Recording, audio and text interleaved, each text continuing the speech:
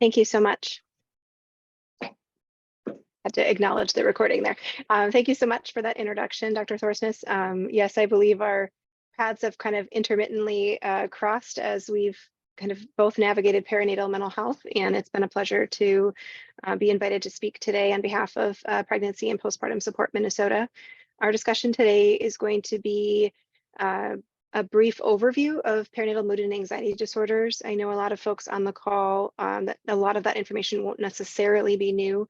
And so we will keep at a quick pace when we can, and also have ample time to have some discussion on the topic and any other things that I can try to answer for you all. So this presentation is a condensed version of the PPSM version we usually will put forward for folks, which is what we call our community mental health training. It's usually a 4-hour, 5-hour process with folks to kind of dive in. And so we've really kind of pared it down. You'll see some of the slides might look familiar if you've done that course, and yet we'll have an opportunity to try to be as comprehensive as possible. You can do the next slide, Katie. We wanted to just give you a brief overview about the organization that I'm representing today. So I stepped into the role of Executive Director at Pregnancy and Postpartum Support Minnesota. We also call ourselves PPSM, just to be a little bit briefer. And so we are an organization that is really devoted to trying to promote perinatal mental health awareness, supporting families on an individual or in the community level that might be struggling with mental health issues anytime during that season of building your families, and working on that advocacy and training as well. So my role today is here in part because of our commitment to making sure that the community knows we exist, knows that we can be a resource, and knows that we can be supportive to the folks that you are serving every day. Go ahead to the next slide, Katie. So PPSM, our mission is, our vision is affirmed through Postpartum Support International. PPSM is the state chapter for Postpartum Support International, that is also known as PSI. They are a national organization and now international organization that has really become one of the major resources available to families across the world who are struggling with emotional health and well-being during that pregnancy and postpartum phase. So we affirm their vision about investing in the community that serves and supports families, working on that awareness, working towards trainings, and working on advocacy initiatives that support perinatal mental health as well. You can go ahead, Katie. We just have a couple of shout outs to how you can connect with us. We have our Facebook page, business version of that, as well as a closed Facebook support group. So that is for families who might be struggling with mental health issues during that season and looking for some more kind of like or peer support, folks who have been through it or in recovery. It's not managed by any mental health professionals. It's meant to be kind of its own standalone closed group. We've also got an Instagram account and a pretty great podcast called PPSM Baby Brain. So if you've never checked that out, you can find that on not only Buzzsprout, but a lot of the other podcast, whatever you call those places that host podcasts. I can't think of the word right now. You can go ahead, Katie. We also wish to highlight the support that's available on the national website, and we will talk about this again at the end of the presentation. For those of you who have been following PPSM's journey for some time, it started as a very grassroots organization of mental health professionals dedicated to, in particular, training people to adequately treat perinatal mental health, mood, and anxiety disorders. One of the things that is really important to anchor into as a takeaway today is that mood and anxiety disorders during a pregnancy or postpartum can look different than the average mood or anxiety disorders that you might see in the general population. So we believe that it's really important to be trained with that extra lens in mind. PSI has a federally funded access now to a helpline, a hotline, as well as a provider directory. In the past year, PPSM, the local Minnesota chapter that I represent, we have set down both our provider directory and our helpline in lieu of supporting PSI's endeavors here, because they had such a robust opportunity, and it made sense to not be duplicative in the same community we serve. So We are continuing to pivot to more community-based support, so which I'll talk about a little bit later, and very much happy to have PSI to lean into for these kinds of pieces, and I'll share more a little bit later as well. You can go ahead, Kate. This just covers our learning objectives. I believe they might have been shared with you ahead of time, and so available for you to review as needed. You can go ahead. One of the things that's really important to me to anchor into is this idea that when folks transition into parenthood, they go through a developmental upheaval. And so every single person that's on the journey to becoming a parent deserves and needs support and information. Go ahead, Katie. I think we would be remiss if we didn't acknowledge in this discussion how complicated the world has become. Increasingly, there are not only unrealistic demands on parents, but we have become more and more siloed, and we no longer live in community with one another, at least not as it used to be. And so, we also just need to acknowledge the racial disparities, the global pandemic. There's humongous social shifts that are happening and creating a lot of upheaval for folks.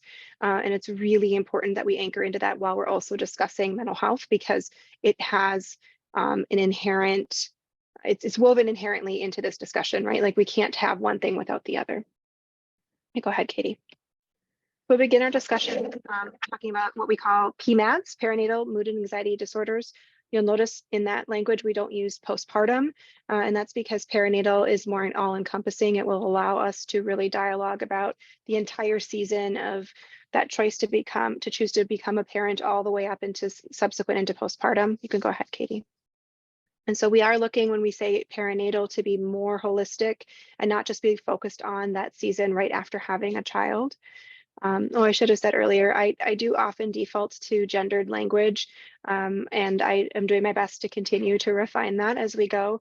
I acknowledge that not every pregnant person identifies as a woman or female, and yet the predominant population I serve is typically female and in a heterosexual relationship. So I want to acknowledge that there's a lot of ways that this looks different and has diversified and continues to be. And please know that as I'm some of the things I might use for gendered language, we are really trying to encompass kind of the entire experience for folks as well. We know that PMADs are underdiagnosed. We know that there's a lot of reasons that they're happening, and that while it's not about the hormones that are going through a pregnant person or in the postpartum, that hormones do play a part and can contribute to an expression of a mental health diagnosis or just struggles. Okay, go ahead, Katie. This is an infographic. There's lots of them out there that kind of help discuss the overall statistics. We like this one because it just really quickly gives us a lay of the land. We acknowledge that not just women or moms are identifying as having mental health struggles. Honestly, some of these statistics are like wildly skewed right now because we're still recovering from the pandemic. We know that, while we think partners are 1 in 10 that might experience a perinatal mood and anxiety disorder, the pandemic has shifted that to be much more common. The same with anxiety, depression, and all of these things. We also know, the less than 15% to me is a really predominant statistic. We know a lot of these folks are not seeking out the help. They are just struggling on their own. Go ahead, Katie. As I mentioned, when we talk about perinatal mood and anxiety disorders, we are working to identify anything that's happening within pregnancy in the first 12 months of postpartum. We know some things about, like, the most frequent onset can be during that 3rd trimester when folks are feeling more physically uncomfortable and there's a lot of other kind of competing priorities for their attention, and within those first 6 weeks. We know that folks, again, go undetected. They're either not asked or they're not reporting things to their care teams in a way that makes it accessible to ask for help. Although that has certainly improved over time, we see more and more folks doing screenings, not only for the pregnant person, but also at like well child exams and those kinds of things. And people have jumped the hurdles, if you will. The response we would get from a lot of medical professionals 5 years ago, 8 years ago, was something like, well, I don't want to ask because I don't know what to do about it if they screen positive. And so we've addressed some of those barriers through things like access to the provider directories, as well as just the logistics of HIPAA, like if you collect data on a parent, where does that go in a kid's chart? And people have just increasingly become comfortable with that. We also know that if things go untreated, a perinatal mood or anxiety disorder can continue beyond the year. So if the onset is within that first year and they go 2 more years struggling without assistance, I 100% have had people in my office with a 3-year-old saying like, you know, gosh, I'm so depressed, and we go through the symptoms and we realize, well, you have postpartum depression or perinatal mood anxiety disorder that was never treated or undertreated. You can go ahead, Katie. These first few slides talk a little bit about the overview of PMADs, and then we go into a little bit more of the diagnostic specifics. We also know that there's just a huge gap in access. We know that some of the ACOG guidelines, and I'm not as familiar, honestly, as they are in 2023, but I know that they were looking at these guidelines, right? So as far as the physical recovery and the touch points in postpartum, as they were looking to revise those, of course, all of us mental health professionals went, oh, this is a great opportunity, right? We can now start to screen folks a little bit sooner because 6 weeks is a long time to go without any connection on like, how's your mental health doing? We know that there's just a lot of other barriers that were related to, as I mentioned, some of those inequalities, racial and cultural stigma about mental health in general, or even what you're supposed to be feeling like and being like as a parent in that postpartum. And again, sometimes clinicians, medical professionals aren't always sure about like where to direct someone should they have somebody screening for a positive screen. Could go ahead, Katie. The next few slides just discuss the known effects of not treating perinatal mood and anxiety disorders. While I'm not a prescriber, I certainly field a lot of questions from the clients we serve about you know, the worry about taking a medication. And so, of course, I refer them to prescribers to have detailed conversations. But what I also often remind them is that while you're right that you may talk with your prescriber and you may not get an exact answer that Zoloft causes this or any of those pieces about a particular medication not studied in pregnancy, what we do know is we do have studies about what happens if you don't treat your mental health symptoms. And those are pretty clear. We know that the infants in a pregnancy can end up being born early. They can suffer from other growth restrictions or low birth weights, things that can end up in the hospital or with, you know, ongoing care concerns. And we also know, if you go to the next slide, Katie, that there's effects on the untreated parent. And so we know that that is really deeply affected by kind of the self-care bubble we talk about. And we're not talking about the bougie, like fun things. We're talking about like the basics, the basic needs that we need, right? So folks with untreated mental health things are really struggling in that area of, you know, meeting basic needs, eating, sleeping, access to resources to help them with that. They often experience a ton more relationship strain when one or both partners is suffering from perinatal mood or anxiety disorders, and their sense of self is really disrupted. I'd kind of be remiss if I didn't share that like pretty much every person going through parenthood does experience some impact on their sense of self changing. But when we have untreated mood or anxiety disorder, that really shifts into a pervasive negative narrative, and it can be really hard to shift away from. People really do start to believe that to the core of their being. We also know, and very relevant to the folks on this call, is that the idea that folks would reach out as coping or to help manage their stressors would be sometimes through substance use, and their likelihood of abusing substances increases quite a bit. Go ahead, Katie. So we also know that there's an impact, and this research demonstrates that the attunement, the parent's ability to attune to their child and attach is greatly impacted by a parent's active mental health concerns. So we know that that can be demonstrated, everything from like the still face experiment that you all might have learned about a long time ago. If you haven't, in our typical talk, we usually show a video of that. You can Google EdTronic or the still face experiment. I can also maybe get some links to some of the typical things we usually show in our lengthier presentation to Katie to send forward to you all if you're interested. It's quite remarkable to see what the impact pretty quickly on a young infant whose parent or caregiver to which they are used to interacting with begins to disengage. And that can be certainly from mental health expression. I also tell people a lot, like, what's the other thing that mimics parent disengagement? And that's like phones, technology, right? So if you think about like your expression when you're staring at your phone, if you're staring at your phone a lot and you're not attuned to your baby, you're not only missing their cues, but you're also like that muted or neutral expression doesn't give them anything to play off of and be modeled. We also know that folks can't respond as like their most resourced selves. You know, they might have this idea of what they want to be as an ideal parent, but even eventually the expression of all of their frustration, their stressors can come out as in more punitive interactions with their children. And that makes them at higher risk for abuse or neglect as well. Go ahead, Katie. The next set of slides is a little bit on the kind of nuances of perinatal mental health diagnoses. So the first we're going to cover is depression. The depression is estimated to be about 1 in 5 moms experience in the postpartum area or postpartum season.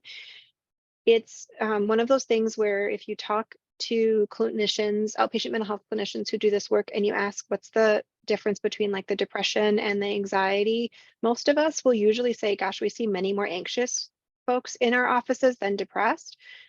Sometimes that can be about your level of care that you're engaging in. It can also just be about how like the nature of depression versus anxiety, right? Depression being kind of more of a active state of mind. And so sometimes they're not as active at getting help and support as those anxious families can be.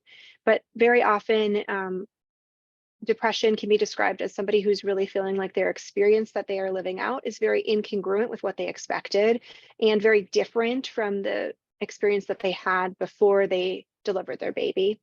And so we often also see a lot of like rage. You'll see articles on the internet, you'll see folks coming into your office that really identify as just being like completely angry in like an over the top way that they've really never experienced before, expressing a lot of agitation or annoyance at towards their children, towards their relationships. These are also the folks who are often having kind of passive suicidal ideation. They don't really necessarily have a plan. They might be just identifying with, gosh, everybody would be better off without me. I wish I could just escape. They don't typically express an explicit wish to die, although that's, of course, a nuance that you're going to want to be listening for and paying attention to. They're not feeling connected to this baby. A depressed mom is the mom who will come into my office with their little infant carrier and set the baby down. And then like, it looks like they've forgotten that the baby even is there, right? Like they'll begin dialoguing with you and that kind of thing, but they don't really tend to the baby. It's kind of, they're kind of blind to that. And they may not even be as responsive to the baby's needs or crying as we would expect or hope for them to be. Go ahead, Katie. It's really important for us to draw a distinction between the baby blues and depression. So baby blues is a time frame specific condition that happens in upwards of, I believe, like 80% of birthing folks. Again, most of the research is grounded in women, so it's probably safer to say 80% of women, but it's usually this first 2 weeks, and it can be really the crying for no reason, having a lot of like really pretty big mood fluctuations, a lot of that irritability and annoyance. But what the kind of hallmark is that really by like day 15, and it can truly be like one day to the next, it's like someone shut the light switch off and they can kind of return to some more of their baseline level of functioning. I will field phone calls from clients who are immediate postpartum and feeling pretty ungrounded, not really, you know, feeling like themselves. And we certainly are tracking and helping support them. But I always drop the little nugget of like, let's make sure we touch base on like day 15 or 16. And a lot of those folks are then their symptoms are falling away. And so postpartum depression, again, the symptoms are going to be lasting longer, more along the typical depression symptoms. We know that everything is felt just like a little bit more kind of extreme. And we know that they they can't kind of like, if you will, like shake off their experience. Not that anyone's trying to bootstraps their experience through postpartum, but there's a pervasive feeling of this kind of having infiltrated every aspect of someone's lives versus kind of this transient state that some folks experience in that early 2-week time frame. The perinatal, oh, you can go ahead, Katie, sorry. Perinatal symptoms for anxiety, again, the statistics that we have are 1 in 7. I see so many more anxious folks than I do depressed. Katie's nodding, Dr. Thorson's nodding her head as well. I really and truly, I think that we potentially just don't capture the anxious parents as much as we like with like the same tools and stuff. And so like, that's why the statistics are what they are. I really kind of feel like they're flipped. Anxiety is much more prevalent. This presents as a lot of concern about really any pocket of knowledge, but really notably something related to the baby, their own health, something that's kind of perinatal related usually. And so they can get pretty intrusive, pretty scary for people who are experiencing this because they don't really know that they're what they're having is anxiety. They just are getting, messages internally that are feeling really overwhelming and scary about bad things happening to themselves or their children. They also, especially related to feeding or sleep, can get very, very rigid. These are the folks who have, not that apps are bad, but like live and die by, an app that says my baby ate at this minute and I have to get him on this schedule and these kinds of things. There's a lot of like psychological rigidity that they bring to the system. These are also folks who identify with like that supermom mentality or express that supermom mentality and have a strong desire for perfection. These are often the folks who have kind of a history of high performance in the past. So they're high achieving women or folks, and they are much more likely to experience anxiety than the depression. And we do often see a comorbidity with postpartum depression. Panic symptoms also fall in this category of anxiety. Panic would be the somatic or, body sensations that come with anxiety. So we're looking more at like the shortness of breath, chest pain, panic attacks, excessive worry about panic coming up again. So panic also falls in this anxious category. Go ahead, Katie. Additional category of anxiety is OCD or obsessive compulsive disorder. Again, this is, I think, massively underdiagnosed in the community. I'd be curious during our discussion if Dr. Thorsness could share a little more from her perspective as well. But this is when anxiety kind of goes into way overdrive. These are the folks who are reporting consistent, intrusive, or unwanted thoughts, usually of something bad happening to the baby. And usually not of like an intentional harm. It's usually like an unintentional harm situation. And this is the qualifier here for OCD. If you've never encountered a parent who's experiencing perinatal OCD, it's really important that we approach that situation with a lot of kindness and curiosity rather than judgment. I promise you their system is already very wired to be skeptical of what they're about to share and fearful of what's going to happen if they share these bad things. And what we're listening for is this idea of ego dystonic thoughts. These thoughts are not consistent with something that they want to have happen. And usually you can listen for this idea that they're actually like repulsed or terrified of them. And it's very apparent usually that that's happening. And they're very distressed to the point where sometimes they do not want to share them. And so they have a lot of guilt and shame already in their system. And they might even engage in compensatory behaviors to avoid doing that thing. These are the parents who, quite honestly, I'm very much not worried about their children's safety by and large, because they are taking extraordinary efforts to make sure to mitigate that nothing bad will happen. And so what will often follow an intense period of anxiety is a period of depression.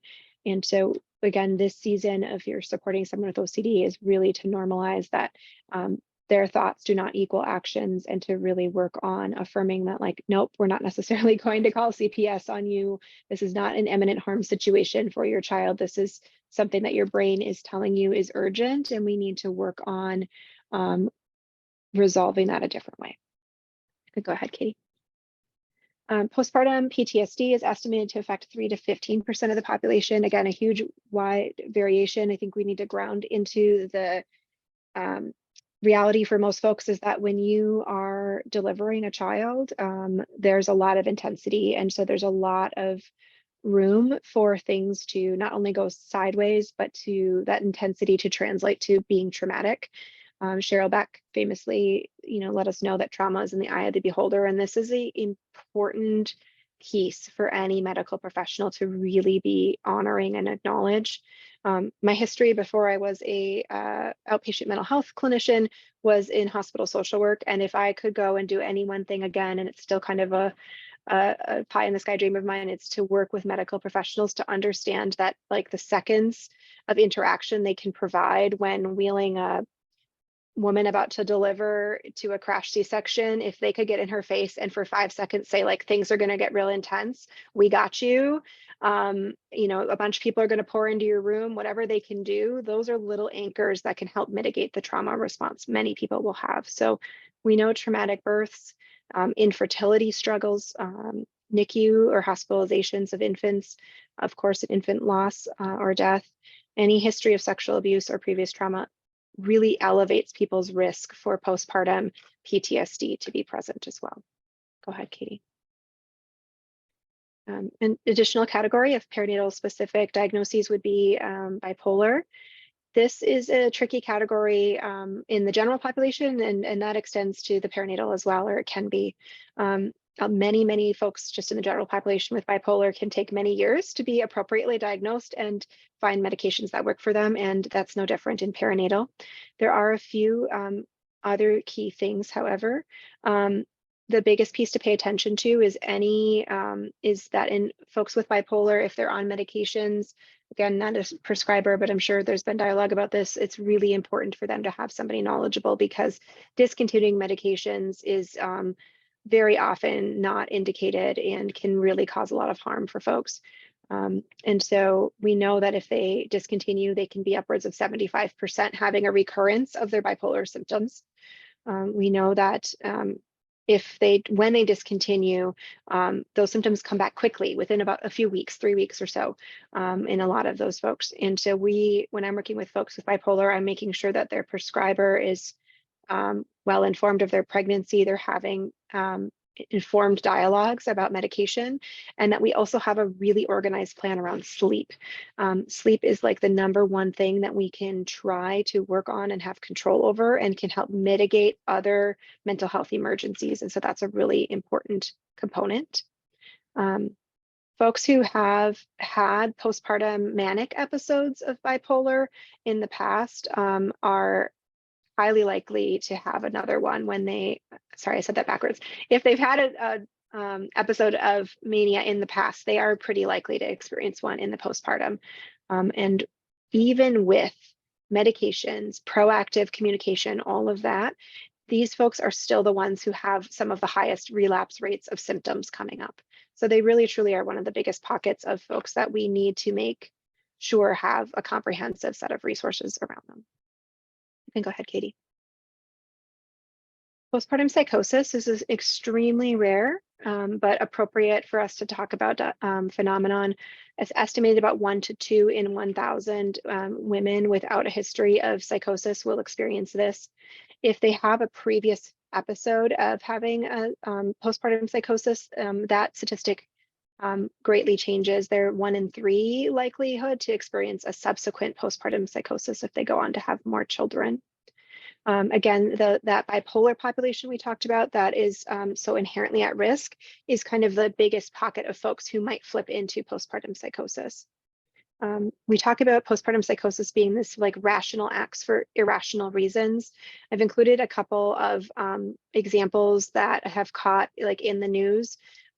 We have some local cases here, as well as one of the most famous cases in the United States, which is the Andrea Yates case. Andrea drowned all of her children in a bathtub, believing that she was saving them from a negative religious figure. And she had a lot of logic, in her brain that was telling her those things. They do still, just like psychosis in the general population, can have that religiosity component to it. Of the 1 in 1,000 that have postpartum psychosis, 5% die by suicide and 4% commit infanticide. So again, fractions of very small numbers, but still important to discuss. The typical onset is within the first 3 weeks of postpartum, usually actually just within the first few days. However, there are instances where it can happen anytime in that first year. We know that the leading cause of death in women in their first year following a pregnancy is suicide and overdose.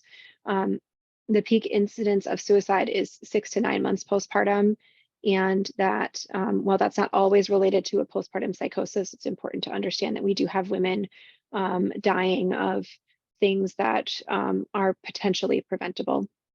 The other thing I'll note just on this slide, I included this last little blurb here. This Brooklyn mom suspected of drowning kids may have had postpartum depression. This is the thing we need to keep out for as folks who are advocates in postpartum or perinatal mood and anxiety disorders are headlines like this. That particular case is recent enough that there has not come to resolution, but that mom very unlikely did not drown her kids because she had postpartum depression.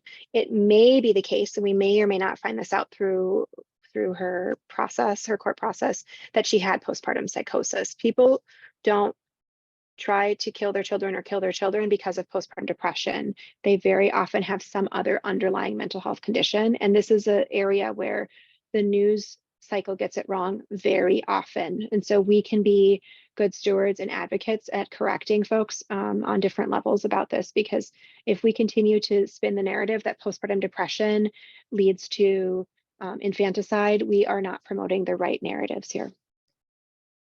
You can go ahead, Katie.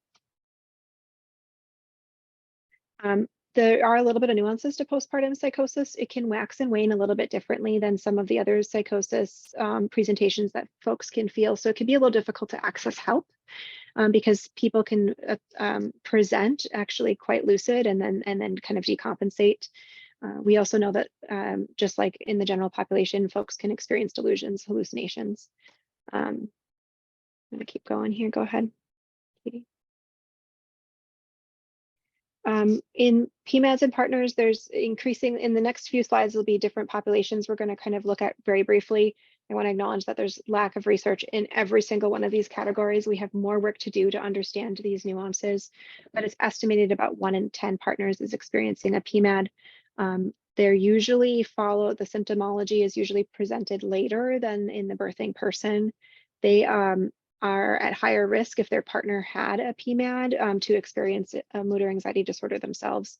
And in the male population in particular, it can look a little bit different than what we discussed earlier for depression in the perinatal folks who identify as women. Go ahead, Katie.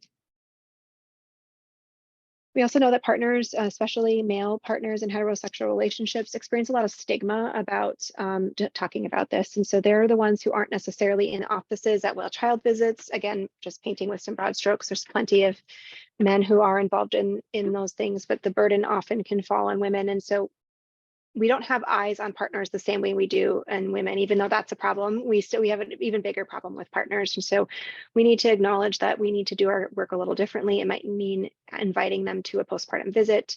It's going to mean that they might find medication more helpful than talk therapy. There's just a lot of things to consider there. And go ahead, Katie. This is a checklist you can actually get off of our website. A lot of people say, like, I didn't know, right, that I was at risk. And so this is a way that you can begin that conversation. It's on our website under the PMAD resources and handouts. And so we can coach them and say, like, hey, these kinds of things put you at risk before you're even pregnant or when you're pregnant and also postpartum. So it's a good thing to have handy. Go ahead, Katie. Sexual minority research, again, is very, very slim, and it's getting better, but we're just got some more work to do. But we do know that it's really clear that regardless of what category folks fall under in this, they are at higher risk of perinatal mood and anxiety disorders for a lot of other environmental stressor reasons, everything from legal, financial, materials that don't match what they look and feel like. We know that their social supports can be more strapped, They experience, even in the general population, higher rates of intimate partner violence, harassment, and violence. Their infertility struggles look different. There's just a lot of nuance to supporting folks in these populations, everything from bisexual, gay, lesbian, transgender folks having it probably, in the smallest of the smallest category of the biggest set of problems that are not only in the general population, but also very much present in perinatal. Go ahead, Katie. This next slide just outlines a little bit of some of the nuances we see in the literature about folks who identify as a sexual minority, lesbian women seeing a higher prevalence of postpartum depression and considering suicide, gay parents not feeling as positive toward the end of a pregnancy, but maybe feeling more positive in parenthood. And so again, just some nuances that are important for us to immerse ourselves in and pay attention to. You can go ahead, Katie. We also really need to make sure we're discussing parents of color. We have a really big problem in this particular country and a growing problem with the maternal mortality rate and Black women of color being significantly affected by that. The picture in the bottom right is of Kira Johnson, whose husband is a champion for maternal mental health or maternal mortality, conversations because he lost his wife a few years ago. And so we just have more work to do here. We also know that access to care can be complicated. Historical intergenerational trauma from the medical system can impact people's desire to have these conversations, to appropriately and timely access care.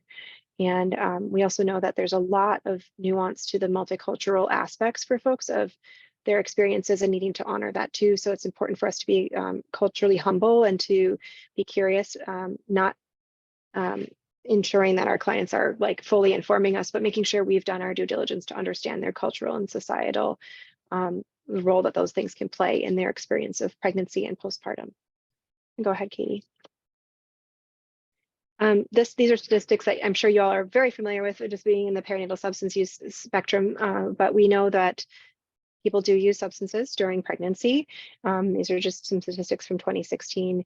We know, if you want to go ahead, Katie, to the next slide, that there's barriers that are specific to substance use folks that can directly affect their ability to access timely and appropriate care, including maybe not having a planned pregnancy or not wanting to identify as that, and then just lack of resources and engagement. Go ahead, Katie. I have a few more slides to get through, and then we can kind of open it up for a discussion. Go ahead, one more. We have a lot of options for treatment. So in Minnesota, we're very fortunate. We have a lot of really amazing kind of levels of care to access and use. And we also have, honestly, I think a pretty good mix of access to traditional and alternative approaches. And so there's really not one bucket that is the exclusive and only way to support somebody with a mood or anxiety disorder, but we have kind of more of the traditional, or I guess I would even say Western kind of approaches, and then we have more of the Eastern holistic pieces as well. A lot of those have been around for a lot longer, and both can be very, very effective, especially used in conjunction with one another. I think the one thing that as a mental health therapist, I often focus in on is certainly the medical component, that since that's not my purview and my piece, I am always looking to my clients to be sure that they are connected with the appropriate medical person to oversee their care, in particular because some of the symptoms that some medical conditions can mirror what a postpartum experience can be. And so we want to make sure that we're ruling out underlying medical pieces. Go ahead, Kate. In the psychotherapy bucket, there's a few kind of standardized methods of engaging folks that can be really helpful. It kind of goes across the spectrum of individual, couples, family, as well as some specific techniques that can be really, really helpful. I'm trained in EMDR. I'm a big fan. Any of the trauma or eye movement modalities in particular can be really helpful for folks who are feeling really stuck with trauma experiences. But anything that's somatic, mindfulness, cognitive, challenging those thoughts, all of those things can be very, very helpful. Go ahead, Katie. we just want to anchor into as we kind of work on wrapping up and opening to discussion that like talking about this topic with your clients and patients is an intervention. Just bringing it up, just asking like, but how are you really, right? Not just like how's the baby and all the positive, but like, how are you really can be one of the most impactful things you can do for someone you're supporting. Help them brainstorm what resources are available. And if you're worried about someone, let them know. There are resources out there, PPSM, PSI, and so many more. And so folks don't have to go it alone. And it's really important that they hear that because perinatal mood and anxiety disorders in combination with our society we live in now may really spin a different narrative and trick people into thinking that they're totally alone. And go ahead, Katie. Letting people know that like what you're struggling with is really hard and there's help out there is also a really important message to get out there. And so be prepared with some resources, and we're about to talk about that. So go ahead, Katie. PPSM, as I mentioned, has kind of transitioned some of our resources to the PSI place. So if you're looking for a list of clinicians trained in perinatal mental health, the place to go would be PSI. However, we do have some more like kind of community-based things on our website, as well as some community-based programs we're really proud of. One of them is the Postpartum Doula Scholarship Program. It's named for a physician who died in our community. Let's see, it'll be 2 years ago, I think this summer. Died by suicide in a postpartum period. And we are so proud that that program is so popular. We're looking forward to continuing it and growing it, but basically provides free postpartum support through doulas in the community to families in their homes. And so we have an application process that opens quarterly and folks can apply. Anyone can apply on behalf of a family as well. Those families are screened and then we just try to serve as many as we can. We also send out a newsletter for parents and professionals. We offer one-to-one peer support. These are local parents in recovery and who are willing to provide connections to folks on an individual basis. Usually it's about 6 touch points and it's been very, very popular. We're really proud of that as well. COVID has really shifted parent and professional events, although we still have a goal of getting out there and doing that. We've been doing increasingly more community-facing things like community baby showers, ECFE things, that kind of thing. We have our podcast as well.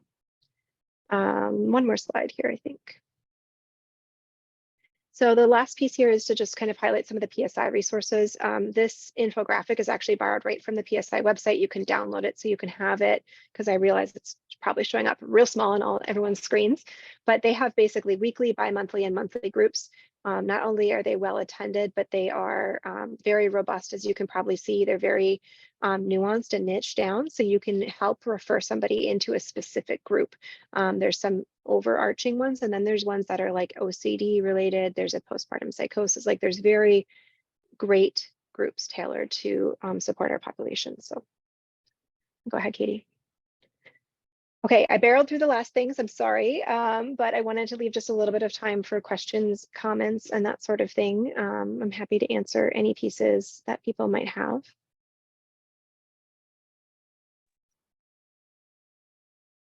Thank you, Mandy. This was such a helpful overview. And I think even for myself, if we have heard some of this information in other places, it's always helpful to hear again. Especially in the context of everything that we've been through as a community and individuals in the last few years. But I always have some comments and ideas, but I'll open it up if anyone has any questions for Mandy or comments at all.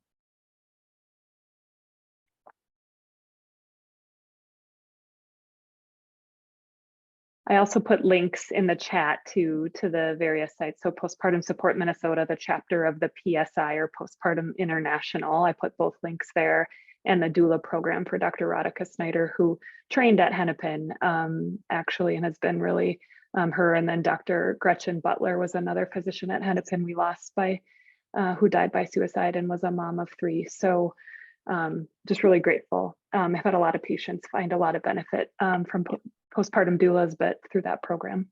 Yeah, and they also have Radhika's husband, as well as I haven't met Gretchen's family, but I know that they co-founded an organization called Dr. Mom. Again, super important, especially for like the healthcare professionals, of the world. I think they have borne an enormous weight in the past couple of years. And so those are really important resources, in particular for anyone in those really important roles as well. The thing I didn't highlight was just that, the board is kind of growing and changing. I think I kind of mentioned at the start of the call, but just to really affirm that we need more folks on all sides of this. And so if there's people out there who are interested in contributing to like the doula scholarship program, certainly like funds and money are very, very helpful. We also just need more engagement in diversifying not only our board, but like our volunteers and our committees to more to create more of a wraparound community feel for it. Historically, again, PPSM was founded with a bunch of mental health professionals, which is great. And I think we've accomplished so much, and there's so many more folks we want at the table. So if this talk inspired you at all to get more connected in perinatal, please consider connecting with us at PPSM, because we'd love to, grow the folks that are interested beyond just the mental health folks. Absolutely.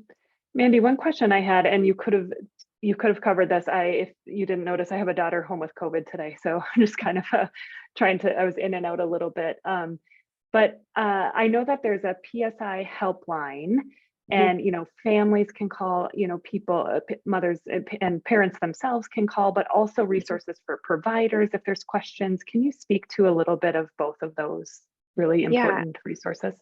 Absolutely. So PSI has a helpline, and it's right on their page. We can get you guys that information. They also secured federal funding for what we call a hotline. So a helpline isn't always answered live, right? So that's kind of a difference, is that you may leave a message, although it's very quick turnaround usually.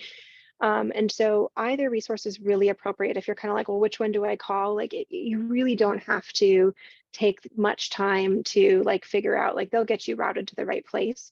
The hotline is new as of, gosh, I feel like it was April. And so I think they're still, I'm sure, still sorting out like some of the data. Like I haven't seen any data rollouts yet, and like number of calls answered or anything. I'm anxious to see that. But the hotline would be answered live by mental health professionals. And I know that they have a very good working relationship with one another. So if you were to call the helpline, which is not answered live, and someone returns your call from Postpartum Support International, and in that phone call, they decide, gosh, what you are describing, whether it's the patient or you as a clinician are contacting us is kind of urgent, they have a process to get you to a licensed mental health professional who can talk to you live and like walk you through that piece. Additionally, the reverse can be true. If someone fields a call from somebody and they just deem it non-urgent, they're still going to meet that need, but they might also pass you on to a volunteer who can do some sort of follow-up as well. And so they have a really good working relationship between the two. Technically, the Postpartum Support International hotline is called like the Maternal Mental Health Hotline. It's been a little confusing for some of us who were used to seeing kind of PSI branded things. It's just important to understand that like part of that distinction is because it's a federally funded program. And so it's not necessarily PSI's hotline. It's a national program that PSI bid for and said, we want to do this work, and built their program around. And so that's why if you ever see like branding at like an event or something, the hotline is kind of like, it almost looks neutral, right? It looks like a government issued something. And for a lot of us who were in this, we were kind of like, why isn't it branded with PSI? And that was helpful for me to understand, but it's still PSI, the one running it. It's really helpful. I also want to highlight for PSI, I use all the time, like if I have a family who's moving or needs to engage in care out of state or across countries, across the world, there's a directory of national and international resources and advocates who can help connect families to reproductively informed and perinatal informed mental health. And that's been an amazing resource as well. And Mandy, I appreciate that you highlighted the connection piece. So online groups, also the peer support. I think we all know in the work, the power in the healing is really in that connection as parents. And those online groups, Mandy, correct me if I'm wrong, but they can be drop-in, right? Like someone could do it once a month and then kind of drop and then do it even more often later. Or is there pressure that they have to commit to a certain amount of? No, I wouldn't say that there's pressure to commit to like any sort of cadence or rhythm in attendance, although I do think that they often have to be like kind of pre-registered. So some of the groups do kind of fill up. Part of the reason you see such a robust list is because as a group fills up, they go to more volunteers and they say, can you add a group? Can we add? So they keep adding more. So sometimes in particular with some of the nuanced populations, people find that they can't quite get into what they're looking for. So sometimes you might encourage them to do more of one of the general groups, or to reach out to some of the contacts that they have on their page to say, hey, I have somebody, they haven't been able to get into a group for a little bit because it's been listed as full, because PSI really does proactively keep adjusting their groups to kind of the demand. That's helpful. And it's been a really helpful way when I've been talking about group or connection. You know, a lot of times people understandably are worried about that, or I'm not sure if groups are for me, but has been a really nice way for my patients to feel safe in a group and then actually expand into joining something more local too after they've had that experience as well. Yeah. And it's really nice. Of course, many of us are used to telehealth and things like that too. But the nice piece about virtual groups is that it can really extend the reach. PPSM for a number of years, understandably, has been very like metro focused, and we're just starting to figure out like how do we flex that bubble, and we support more rural Minnesota because there's a huge chunk of folks that are out there too. I know we just have a few minutes left. Other questions or concerns? I don't think we'll probably jump into the case, which is totally fine. And this was much more helpful. I think it was just a case for me, so no rush on needing to get there. But other questions from anybody?